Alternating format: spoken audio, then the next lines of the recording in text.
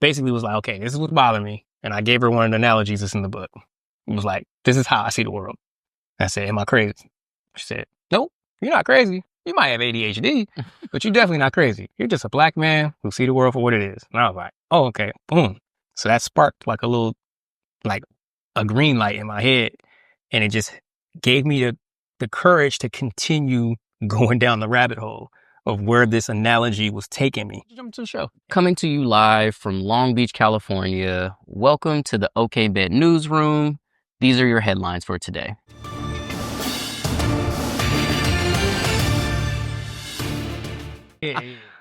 All right. So for our next headline, this headline is near and dear to both of our hearts.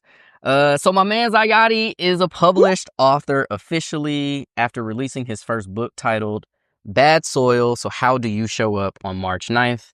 You can get this book on Amazon, both digitally and paperback. I got my paperback copy and it is absolutely amazing. So I wanted to take some time to chat with you, Ayati, about this work because I feel like this is a really great read for anyone that's trying to understand how our world works, but also how to find their place in the world. And that was really kind of what I got from your book. So with that being said, let's start with what is the book about and why you felt like you needed to bring this book to the world.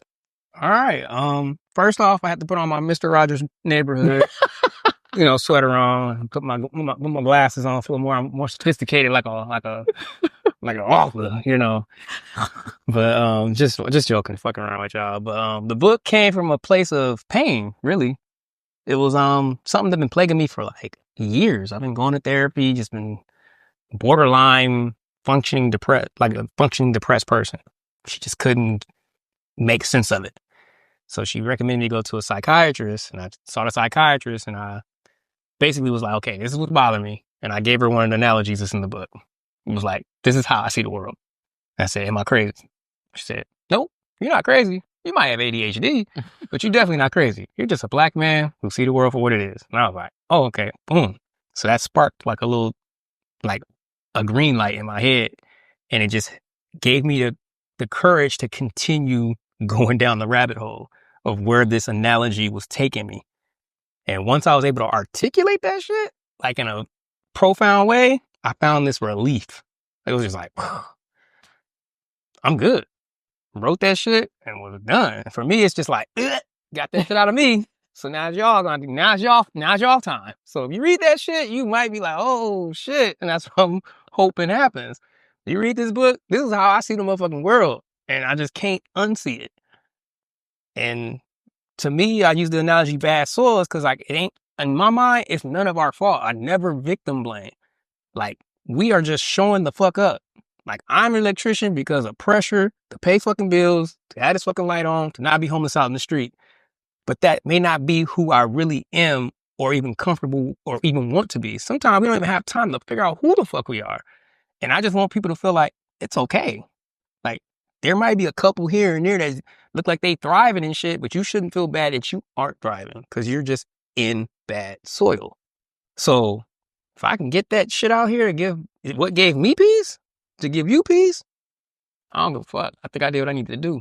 So that's the main reason why I got out here and wrote that damn book. It was like, okay, now it was one step at a time. First, write the book, and then it was like, okay, now you got to do something else now. Mm-hmm. Like, okay, well, what do I got to do? And in my mind, like, okay, I guess you got to try to publish it.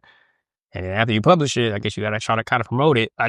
I'm kind of taking this shit step by step. It ain't no laid out game plan. This ain't no forethought. This ain't me wrote down a game plan and I say, okay, this is the map. This is what I'm going to do. I'm playing this shit by ear, people.